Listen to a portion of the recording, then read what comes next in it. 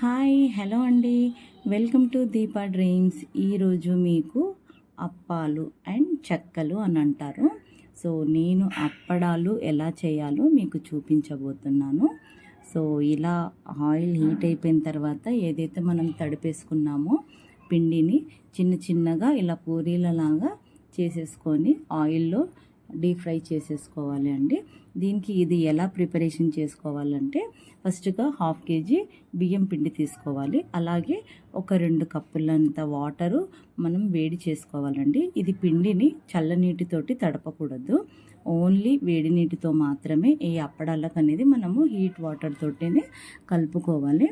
So అది వేడి చేసేసుకొని పక్కన పెట్టేసుకోవాలి. వాటర్ వచ్చేసి అందులో పచ్చిమిర్చి అండ్ అల్లము, కరివేపాకు, జీలకర్ర అండ్ మినప్పప్పు కానీ, పెసరపప్పు, శనగపప్పు, నువ్వులు ఇలా మీ ఇష్టం అండి. ఇది మనం వేసుకోవచ్చు.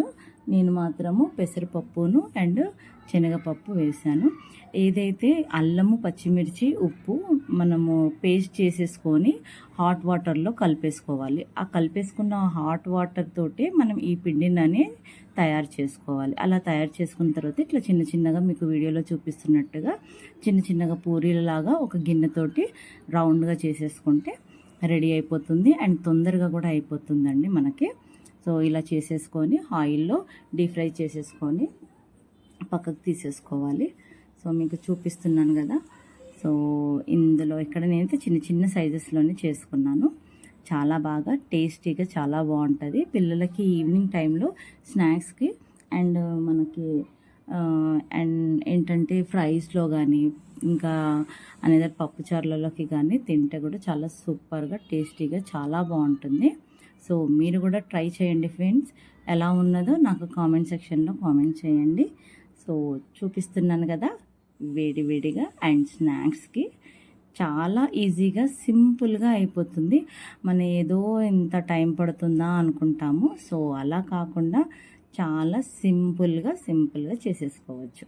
సో చూడండి కరకరలాడుతూ నేనైతే ప్లేట్లోకి కూడా సర్వ్ చేసేసుకున్నాను. సో చక్కగా కలర్ఫుల్గా ఒకే సైజులో మీడియం సైజులోనే మనకి మనం తీసుకునే చిన్న చిన్న ఉండలు దాంట్లో ఉంటుంది సైజెస్. చిన్నగా తీసేసుకొని చిన్న చిన్నగా పూరీలలాగా చేసేసుకుంటే చాలా బాగుంటుంది.